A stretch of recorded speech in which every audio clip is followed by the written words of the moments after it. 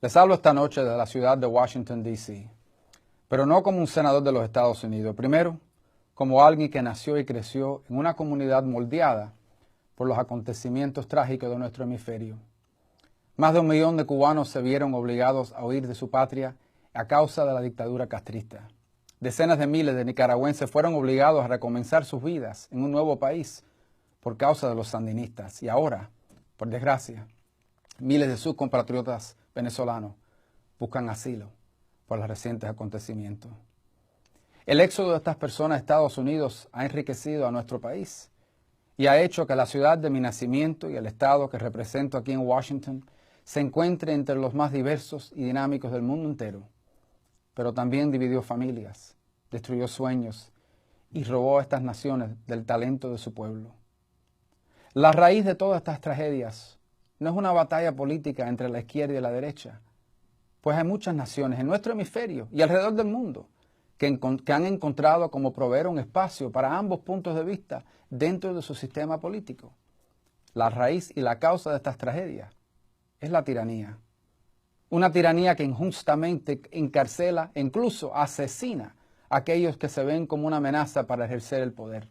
Una tiranía que manipula el poder de gobierno para cerrarle el espacio a los que expresen diferentes opiniones, diferentes puntos de vista.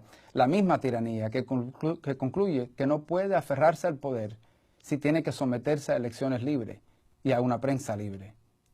La corrupción es sinónimo de la tiranía, porque con la tiranía viene el poder sin inspección. Para ponerlo en un mejor contexto, el político británico Lord Acton expresó: el poder tiende a corromper y el poder absoluto corrompe absolutamente.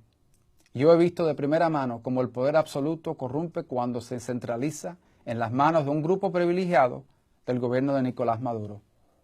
En el estado de la Florida, donde yo vivo, ahí tienen haciendas en Wellington, mansiones en Gables Estates, aviones privados en los aeropuertos locales y también se gastan miles de dólares de su dinero en el centro comercial de Merrick Place en Coral Gables. Poseen riquezas inmensurables y que han sido robadas por los que se encuentran en el poder, mientras el pueblo lucha cada día para alimentar a sus familias. ¿Ha notado usted cuántos de sus líderes han engordado mientras que el pueblo pasa hambre? Mientras que muchos escasecen de los medicamentos básicos, ¿cuándo fue la última vez que un pariente de alguien en el poder en Venezuela murió porque no tenía cómo obtener medicamentos recetados? Eso es algo que sucede con el pueblo a diario. Los vemos viajando a Miami, disfrutando de lujos que pocos estadounidenses disfrutan, y luego regresan a Venezuela con una sonrisa en la cara, como diciendo que podemos hacer lo que queremos y nadie nos puede detener. Son estas injusticias que me llevaron a defender esta causa aquí en Washington. Mi país, los Estados Unidos, tiene sus propios desafíos, tanto dentro del país como en el extranjero. Pero para alguien como yo, que creció en una comunidad de tantas personas que fueron víctimas de un tirano y de la corrupción, simplemente no puedo y no voy a permanecer en silencio mientras la historia se repite. En el pasado nosotros hemos visto a líderes antidemocráticos llegar al poder en nuestro hemisferio, manipulando o incluso abusando de los instrumentos de la democracia. Pero ayer, por primera vez en casi 4 décadas, todos fuimos testigos de un intento de destruir formalmente y abiertamente a los últimos restos de la democracia en una nación vecina. Como suelen hacer los tiranos, tratan de cubrir sus fracasos, culpando a quienes los oponen adentro del país o a otros en el extranjero. Afortunadamente, el pueblo de Venezuela está bien informado y bien educado y no caen en esos trucos. No hay bloqueo económico de Estados Unidos contra Venezuela. Sin embargo, la economía de Venezuela, una nación rica, está en ruinas, porque el gobierno de Maduro ha regalado su petróleo y gran parte de su soberanía a Cuba. Muchas naciones y hasta la Iglesia Católica se han ofrecido a entregar suministros de alimentos y medicinas para el pueblo, pero el gobierno de Maduro se ha negado a permitirlo, porque ellos utilizan el acceso a la comida y a la medicina como una forma de castigar a sus oponentes y recompensar a los que siguen siguiendo leales a ellos. Y cada pocos meses el gobierno de Maduro vende petróleo a China o a Rusia por debajo del valor del mercado, a cambio de dinero en efectivo, Y ellos entonces en el poder toman un porcentaje de ese dinero y para ellos mismos y utilizan el resto para hacer pagos de intereses sobre la vieja deuda, por lo que pueden seguir pidiendo dinero prestado para hacer esto mismo una y otra vez. Como senador de los Estados Unidos declaro desde un principio que no es mi derecho ni mi intención intervenir en los asuntos internos de una nación soberana. Pero todas las naciones, incluso Estados Unidos, tienen el derecho de determinar con quién tenemos relaciones y cuál debe ser la entorno de esas relaciones. Por un lado, yo busco tener relaciones pacíficas y respetuosas entre los Estados Unidos y Venezuela, pero con una Venezuela representada por líderes legítimos y elegidos por su propio pueblo, no con los líderes que han tomado el poder sin el consentimiento de aquellos que pretenden representar. Para Estados Unidos o para cualquier nación, aceptar un gobierno ilegítimo que se aferra al poder mediante la intimidación y la brutalidad equivale a aprobar esas acciones, y eso sería una traición a los principios de nuestra nación y sería abandonar al pueblo valiente de Venezuela. Quiero esta noche enviar un mensaje solidario y que sepan que en esta lucha ustedes no están solos.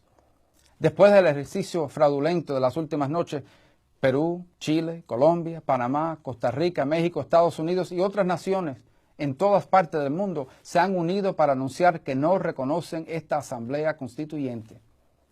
Hoy mismo vimos que el presidente Trump sancionó al dictador Nicolás Maduro y en los próximos días creo con todo corazón que van a imponer aún más sanciones todavía en contra de otros individuos que se han beneficiado de la tragedia que enfrenta Venezuela como nación. Y sigue siendo mi esperanza y mi expectativa que el presidente imponga sanciones a los sectores económicos del régimen de Maduro y que lo haga de una manera que no perjudique al pueblo, sino que prevé a sus gobernantes corruptos continuar enriqueciéndose, robando las riquezas del pueblo. Y culmino con este mensaje. Como dije ya, ustedes no están solos. El tema de Venezuela es importante y se escucha aquí en Washington. En un momento de profundas divisiones en nuestra política interna, tanto en ambos partidos, demócratas y republicanos, apoyamos al pueblo de Venezuela y condenamos al gobierno de Maduro. Incluso aquí, muchos de esos que simpatizaron y defendieron al fallecido Hugo Chávez condenan a la dirección que Nicolás Maduro ha tomado al país. Al final, la salida de la tragedia no es mediante la violencia o conflicto armado.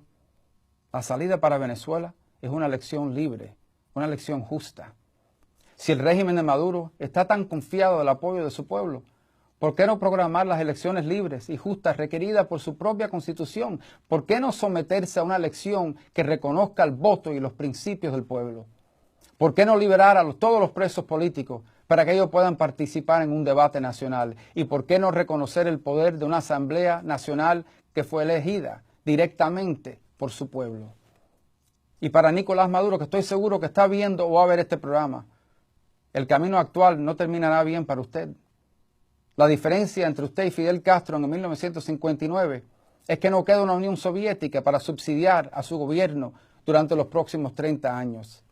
La lealtad de muchos de su alrededor depende totalmente de su capacidad para seguir proporcionándoles los privilegios que la mayoría de Venezuela ya no tiene. Cuando usted ya no pueda proporcionarle papel higiénico, pasta de dientes o pan a esos que lo rodean, ellos no tendrán ninguna razón para estar con usted.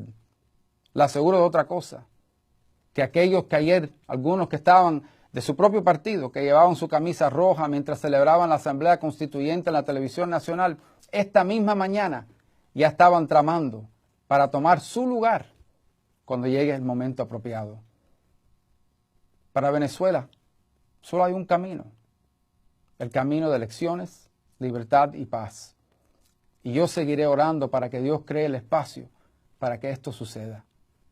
Y seguiremos apoyando el coraje de ustedes, el pueblo valiente de Venezuela. Que Dios los bendiga. Buenas noches.